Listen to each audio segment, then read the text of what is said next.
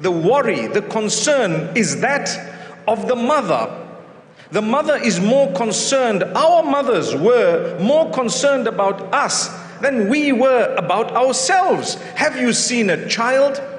A child is carefree. It doesn't understand exactly what's going on around it, but the adults around know that this child needs to be taken care of. If there is an animal or something dangerous around the child, you will always find those adults around the child more worried than the child.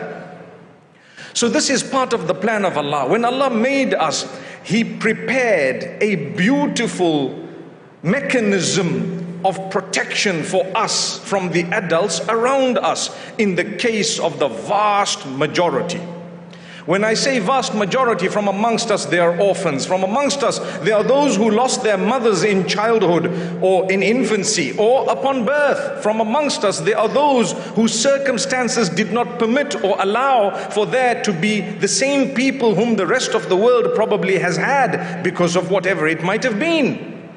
But the plan of Allah is always that a child is considered absolutely innocent, so cute, MashaAllah. So naturally the hearts of adults are supposed to be inclined towards this particular child. You might be thinking, how would I commence a talk on depression and anxiety, worry and sadness in this way? But the reason is to appreciate the mechanism that Allah has created us within. Over and above that, Allah's created a system and a plan in order to provide for us the best possible way forward in our lives.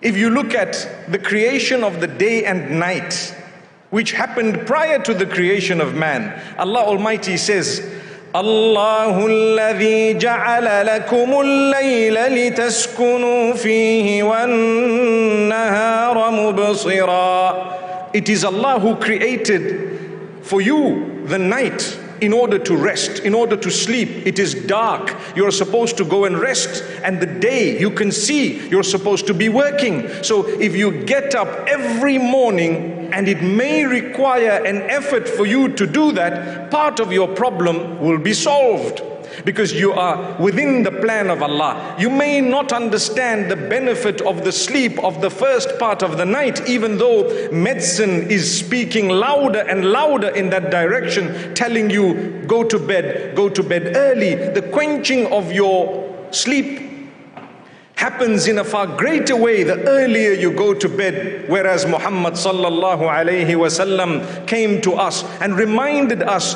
after Salat al-Isha, if you do not have something constructive such as this to do, what should you do? You should go to bed.